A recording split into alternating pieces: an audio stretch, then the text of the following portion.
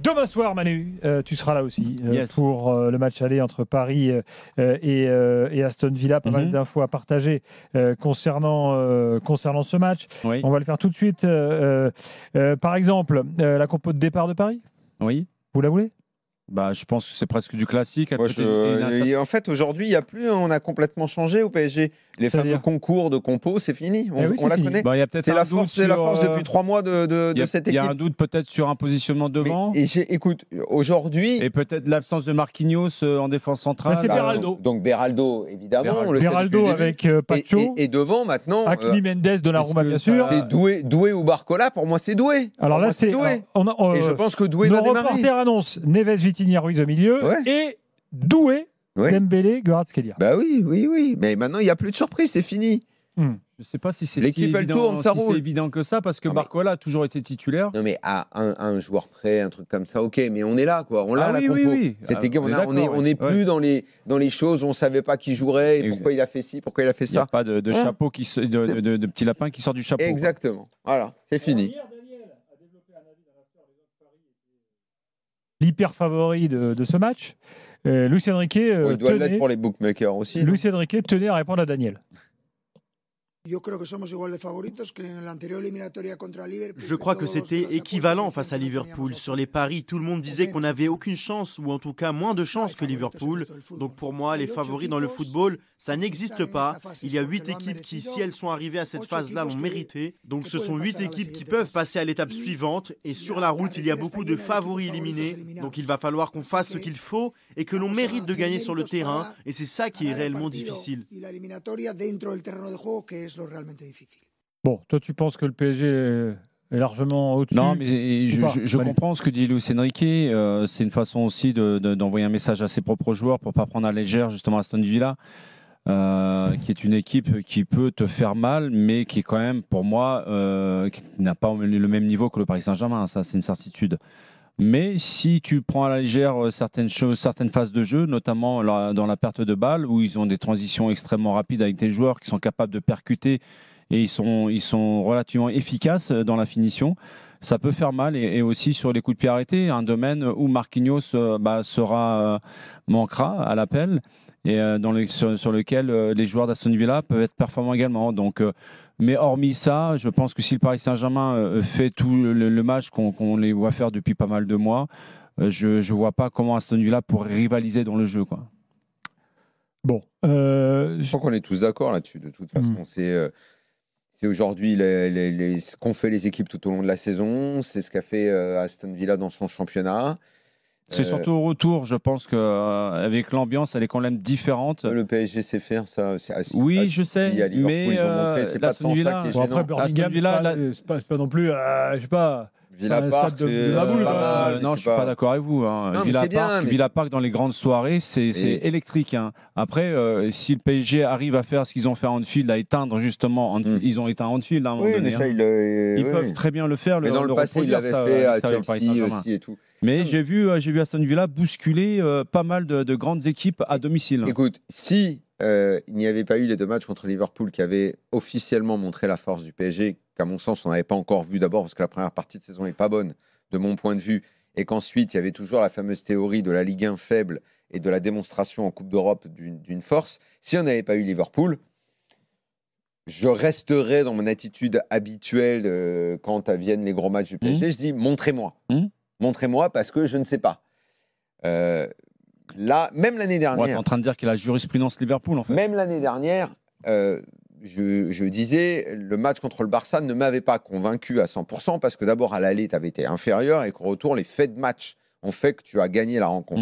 La Real Sociedad n'étant pas un adversaire que j'estimais assez fort, et même contre la Real Sociedad, ça n'avait pas été si simple que ça.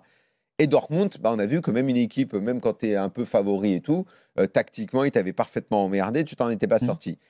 Là, l'évolution que je vois, c'est cette double confrontation contre Liverpool. Est-ce que ça donne automatiquement qualification les yeux fermés? Non, parce qu'Aston Villa a les moyens de jouer autrement, parce qu'Emery est capable tactiquement d'emmerder le genre de jeu que veut pratiquer Luis Enrique. Mais il y a une approche mentale qui a changé au PSG. Le PSG, même de l'année dernière, même de l'année d'avant, encore plus de l'année d'avant, mentalement, c'était toujours un peu fiable. Là, le travail qui a été fait. Il y a autre chose que le mental qui a changé. Bien sûr, mais c'était l'ajout. C'est l'ajout. C'est le collectif. En plus, oui, mais ça leur est arrivé de bien jouer dans le passé. Oui, mais là, vraiment, je trouve qu'il y a une maîtrise, une sérénité qui est incroyable. Pardon, Manu, évidemment, on peut répéter ça, tout le monde répète ça. Il y a 3 ans, quand tu joues, puisqu'on parlait du Real ce soir, quand tu joues le Real, qu'il ne dépasse pas la moitié de terrain pendant une mi-temps, même pas une mi-temps, qu'est-ce que je raconte, 80 minutes, le Real, mais même tout le match, ils ne passent pas la moitié de terrain une fois. Ils font un béton, une équipe comme le Real, et que ça se débloque parce que Mbappé fait un exploit à la fin.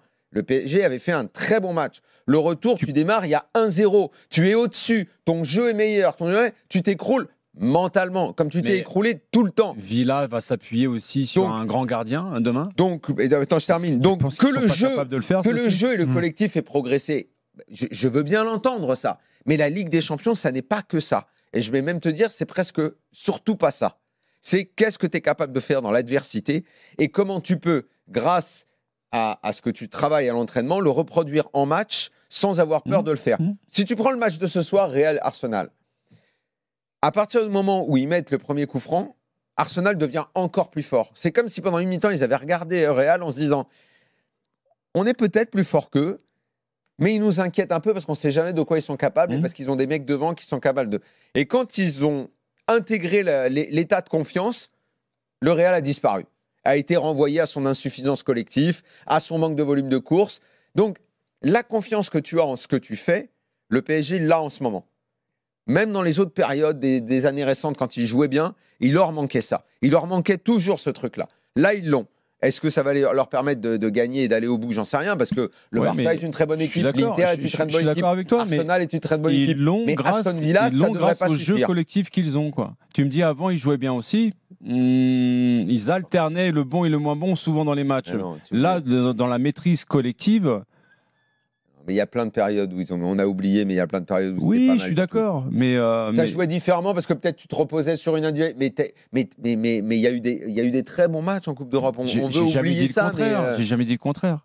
Et je dis pas ça pour réduire. Chaque fois, on me dit, tu dis ça pour réduire. Non, j'essaie d'avoir une vision d'ensemble lucide. Tu as analysé le match contre Liverpool quand ils ont été ultra dominés, Liverpool, où Alisson a fait un nombre incalculable de parades. Est-ce que tu penses que demain il peut y avoir le même scénario? Parce que quand même, on a en face de nous un gardien qui a laissé de très très mauvais souvenirs dans l'imaginaire des collectifs français. Est-ce qu'il est capable de reproduire justement ce qu'Alisson a fait? Paris arrive à faire le même match, c'est-à-dire qu'il te bousille une équipe sans qu'elle puisse mettre le nez à la fenêtre une seule fois. Paris va gagner, cette fois-ci ils vont les mettre les buts. Et ce sera fini dès le match aller, quoi. Tiens, parlons justement un peu d'Aston Villa. Alors déjà, il y a une histoire d'amour entre Asensio et Aston Villa. Tout le monde l'adore. Depuis qu'il est arrivé. Ça marche. Je rappelle qu'il est prêté par Paris, que c'est Aston Villa qui le paye. Il faut quand même le préciser, parce que des fois, il y a des prêts comme ça qui se font où c'est le club qui prête qui paye. Et en fait, dans les règles de l'UEFA, Jimmy Brown nous signalait ça, tu ne peux pas interdire à un joueur prêté de jouer contre toi. Vous voyez, en Ligue 1, ça se fait souvent. Le gars, voilà, pour des raisons un peu éthiques et tout. Là, donc Asensio, demain, ce serait quand même, effectivement... Pour des raisons éthiques? Non, en France. Oui, non, mais même, je comprends pas les raisons éthiques. Si tu veux pas de ton joueur et que tu le prêtes à un autre club, pourquoi tu refuses qu'il joue contre toi? Je comprends pas. Demain, par exemple, Asensio pourrait permettre à Aston Villa de gagner contre Paris, alors que Asensio, concrètement, appartient à Paris et c'est au contrat avec Paris. On est d'accord, mais à partir du moment où Paris le laisse partir, il a le droit d'exercer son métier quand même, non? Ok, mais en Ligue 1, il y a des clubs qui mettent des clauses qui interdisent aux joueurs prêtés de jouer contre le club à qui il appartient. Ça devrait être interdit. À partir du moment où tu veux plus de joueurs, il a le droit d'exercer son métier. Bon, on aura l'occasion de refaire ce débat une autre fois si tu veux, là on n'a pas le temps. Je voudrais parler, donc tu parlais de Dibou Martinez. Alors Dibou Martinez, il est fidèle à lui-même, il chambre. Moi j'aime bien le chambrage. Et là il est arrivé avec une casquette. T'as vu la casquette, champion du monde? Alors en fait il avait une casquette avec tous les titres gagnés par l'Argentine qui masquait un coq. Tu vois, en mode, voilà. Mais il l'a fait exprès. On a compris. Bien sûr. Pourquoi? C'est du chambrage, moi j'aime bien, moi. Mais moi j'ai vu en fait l'interview qu'il a faite en Argentine où il répondait à une journaliste qui lui disait alors la réception que vous avez vue à Lille lorsque vous êtes déplacé avec Aston Villa, il a dit je me suis fait insulter début jusqu'à la fin. Et il lui a posé la question suivante en lui demandant est-ce que vous pensez que demain ça sera du même acabit ou ça sera pire? Il dit je pense que ça sera pire. Et en fait il le fait véritablement pour attirer tous les regards vers lui et pour enlever la pression à ses coéquipiers en fait. Il adore ça en fait. Il se nourrit d'adversité. Plaisir. Non mais il se nourrit de ça. Il fait partie de ces joueurs qui a besoin d'être dans l'adversité pour pouvoir être bon et être performant sur le terrain. Alors, Unai Emery l'a défendu en conférence de presse. Il a dit respectez-le, d'autant qu'il est devenu mature et responsable. On s'était pas rendu compte qu'il l'était pas avant, en fait. C'est ça qui est. Maintenant, tu sais, avec lui, tout est possible demain sur le terrain. Il peut très très bien partir en vrille. Maintenant, c'est un gardien. Hein. Ça n'est qu'un gardien. Il faut qu'il y ait 10 autres mecs quand même. Il va pas. C'est pas lui tout seul qui va. Alors, regarde Alisson, le match aller. Oui. Enfin, ça arrive une fois de temps en temps, quoi. Tu vois, ça va pas. Imagine, ça arrive demain. Et puis Bernard Lama, qui a fait partie, comme tu le sais Manu, des plus grands gardiens du monde à son époque. Peut-être même le meilleur, c'est ce qu'il disait lui. À une époque, il était le meilleur gardien du monde. Bernard, ouais. Bernard, un jour, 94, 15 par là, il y a Peruzzi en Italie pour lui contester ça. Mais... Bernard arrive, moi je l'adore, et j'ai dit bonsoir Bernard, et je le présente, je dis voilà Bernard qui à son époque a fait partie des meilleurs gardiens du monde, et là Bernard dit mais pourquoi tu dis pas le meilleur? Il avait atteint un niveau d'excellence. Oui. Bah lui, il n'aime pas Dibu Martinez. Il dit il m'exaspère, j'aime pas ça, c'est pas un grand gardien.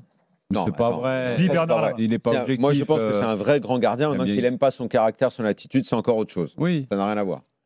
Mais bon, c'est pas le premier ni le dernier gardien qui joue dans la provocation aussi pour déstabiliser ses adversaires. Il l'a dit d'ailleurs, je crois, dans une séance de pénalty. C'est contre qui là il y a une séance de pénalty où il a vu un tireur arriver. Il a senti qu'il n'était pas costaud dans le regard, dans son attitude. Il en a joué, il en a profité et le mec a arrêté le péno. Donc il sait très très bien comment user justement de ces ressorts-là pour te déstabiliser sur un terrain. Il ne faut surtout pas rentrer dans le piège.